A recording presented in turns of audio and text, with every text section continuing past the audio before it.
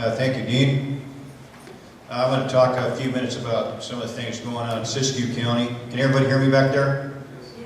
Anyway, the reason I'm here and all these great sheriffs, I have a lot of admiration and respect for all these sheriffs, and I also have a lot of admiration and respect for Dean Wilson. And serving for sheriff is a tough job to be here for 12 years. I'm finishing my first 4-year term, and I just recently got reelected for a second 4-year term. But this is a great, Dean's a great sheriff, and he's highly respected by all of us throughout the state. And I think it'd be a serious lapse in judgment and a big error not to re-elect him, and that's why we're here to support him. But Siskiyou County is also a beautiful county, and I must agree with Dean that Del Norte's a beautiful county as well. But anyway, good afternoon, and thank you for giving me the privilege of being here to briefly discuss what's happening in Siskiyou County and describe our fight to preserve our heritage, way of life, economy, public safety, health and welfare of our citizens, and the freedoms we hold dear from the perspective of an elected sheriff. Abraham Lincoln once said, "America will never be destroyed from outside. If we falter and lose our freedoms, it will be because we destroyed ourselves." And you know, most sheriffs are very concerned about what's happening in our respective counties. And we're very concerned about the freedoms and the inalienable rights and freedoms to pursue the American dream that our brave protectors of the law are striving to maintain. And our founding fathers, I think that all of us, you know, we hold up our hand and we take the oath to uphold and defend the Constitution of the United States against all enemies, foreign and domestic. And that's very important to us. And I know it's important to Dean and my fellow sheriffs up here, because our founding fathers really did get it right. They knew human nature and built safeguards into the Constitution and the Bill of Rights, because they knew men would definitely screw things up if we didn't have some guidelines. Our founding fathers were Christian men, and they carefully crafted the Declaration of Independence, Constitution, and Bill of Rights, and they were really inspired by divine providence. And I'm proud to say that, and I'm not going to back off from that as an elected official, even though it's not politically correct. Thank you. Since taking office, the citizens in Siskiyou County have literally been under siege. Nearly 65% of our land is public land, mostly managed by the Forest Service. The timber industry is all but destroyed. A once thriving economic giant is now a shadow of its former self. During the 1980s, Siskiyou County had 22 lumber mills. Now we have 2. Thanks to overregulation and things like the spotted owl, environmental extremism, bad science, negligence, and political correctness run amok, our economy and traditions associated with logging and timber are almost completely destroyed, which has really adversely impacted public safety services provided in schools and county roads and things like that. Siskiyou County is also overwhelmed by attacks against our traditional ways of making a living and working. Recreation, mining, farming, and ranching are being threatened due to over-application of various laws and regulations like the Endangered Species Act. For 3 to 4 decades, environmental extremism and unwise decisions have elevated the interests of trees, fish, birds, and frogs over the interests of hard-working citizens. We are destroying our environment in our efforts to protect it. The vast majority of farmers and ranchers live off the land, work hard to preserve it, and they are the best true conservationists and environmentalists that I know. The Department of the Interior and many other federal and state agencies are attempting to remove 4 dams on the Upper Klamath River, which will deny clean energy to about 70,000 people and destroy the economy, recreation, and habitat for hundreds of species of wildlife of numerous kinds. And the will of nearly 70% of Siskiyou County people who voted against that initiative have been largely ignored. The environmental extremism and overregulation by a few federal and state agencies have created one of the worst economies in California.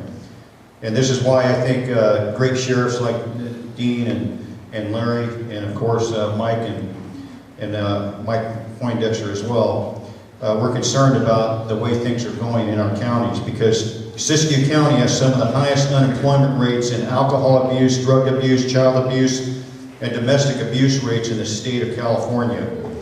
Once proud and prosperous communities are now breeding grounds for alcohol and drug abuse, marijuana cultivation, illicit drug trafficking, and virtually every form of crime. Yeah, and people ask why the sheriffs are concerned. The Siskiyou County Sheriff's Office has experienced about a 30% decline in deputy and correctional deputy positions in recent years. This means fewer resources with which to prevent and to respond to a rising crime rate. AB109, a realignment, is putting more criminals, about 30,000 of them, on the streets, while fewer peace officers are available to counteract this threat to public safety. Most county jails are now mini prisons and overcrowded to unprecedented levels. The few farming, ranching, mining, and recreational enterprises which still exist in my county are threatened. Now, with the drought, farming is threatened even more. Due to the lack of political will and bad policies which render our border with Mexico insecure, Siskiyou County is besieged by drug and human trafficking organizations. Huge quantities of marijuana is grown on public lands and private lands, and humans are being sold as slaves, believe it or not. And it's running up and down all our major highways and byways. We have Interstate 5 over there. There is a threat to classify thousands of acres of land in California and Oregon as monument land pursuant to the Antiquities Act. This will close off the land to most uses such as grazing, timber harvesting, recreation, and mining. And here are a few other tidbits of information from Siskiyou County. The state has raised water master fees for Scott and Shasta Valley ranchers and farmers by a staggering 800%. The National Marine Fisheries Service is attempting to implement a so-called voluntary coho salmon restoration program in Siskiyou County.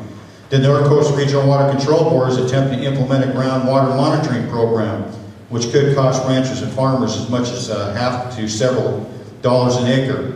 In the recent past, the National Oceanic Atmospheric Agency's Office of Law Enforcement attempted to initiate a federal criminal investigation against a local rancher for an alleged fish kill of coho salmon fingerlings, which supposedly died in a creek that goes dry every year. They came from the coast too.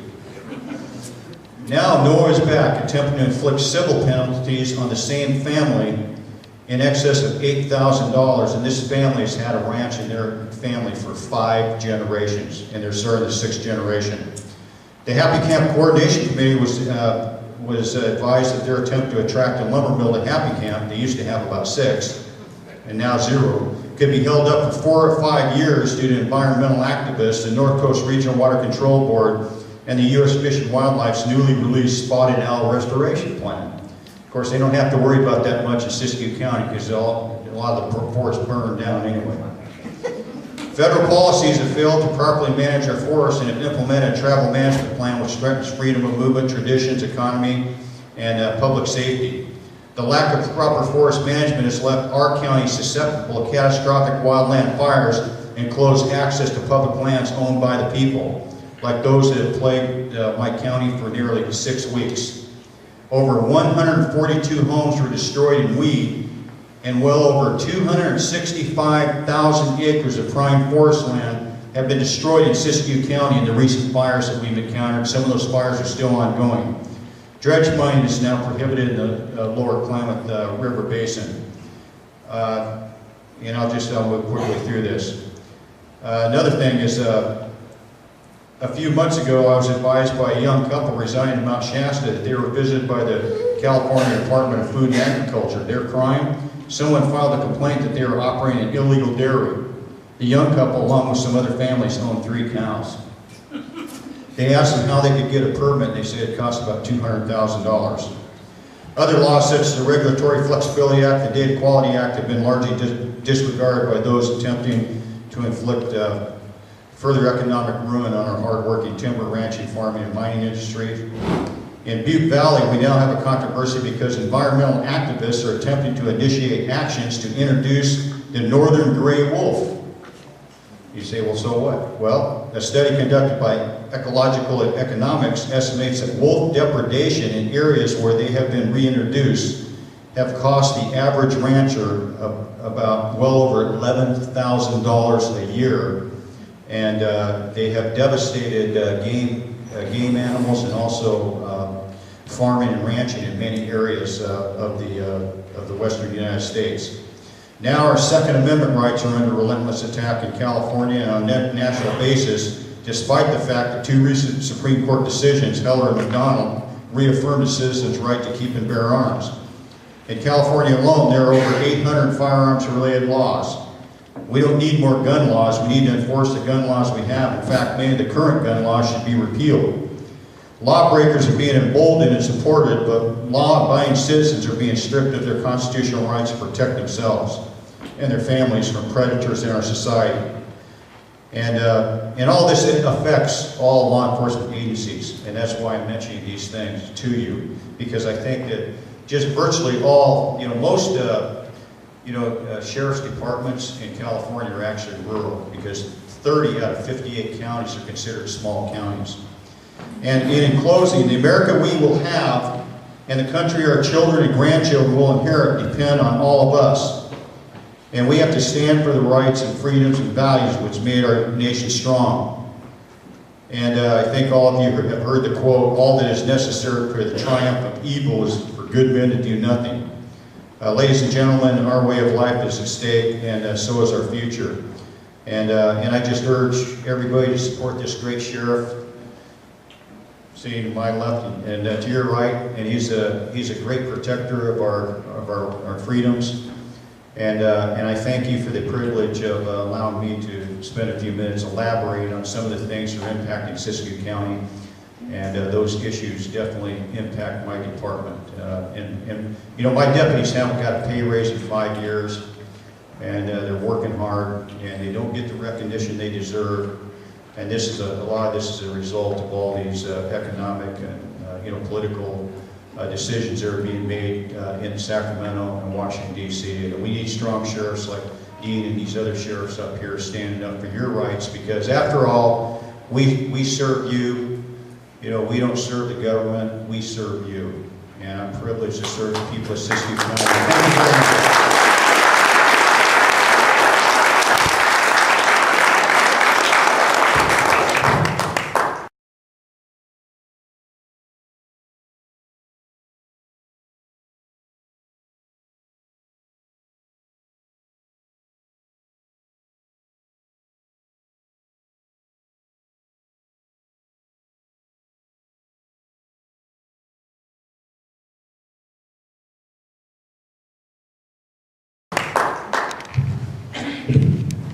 Good afternoon. Thank you for allowing me to come to this great county and be here with your sheriff, Mr. Dean Wilson. I'm Larry Jones from Glenn County. It took me about a 5-hour drive to come across here. I went to the police academy in College of the Redwoods, so I've made that drive over 299 many times for training, so it was like coming back home. I've been around Sheriff Wilson now for over 10 years at our California State Sheriff's Association meetings and in various other meetings, our North State Sheriff's meetings. And I know him to be a very passionate individual with great common sense and leadership skills. I've listened to him speak now for over 10 years at various meetings, as I said, and he represents Norte County and you, the citizens of this county, in great fine fashion, and you should be very proud of him. The office of sheriff is just that. It is the office of sheriff. The sheriff is the chief law enforcement officer of the county and the chief executive officer of the county. And citizens must choose very wisely when they select their sheriff. Because as you just heard Sheriff Lopey and your sheriff, and as you will continue to hear, the burdens upon our offices are many and they are diverse. None of us in our various law enforcement training were ever briefed and or skilled on some of the issues that we now face and that we must deal with at our levels. But as Sheriff Lopey so eloquently stated, we do represent you, the people. And it is our job, it is our mandate to see that you and your rights and your way of life are maintained at the highest possible levels. And that's what a sheriff is faced with.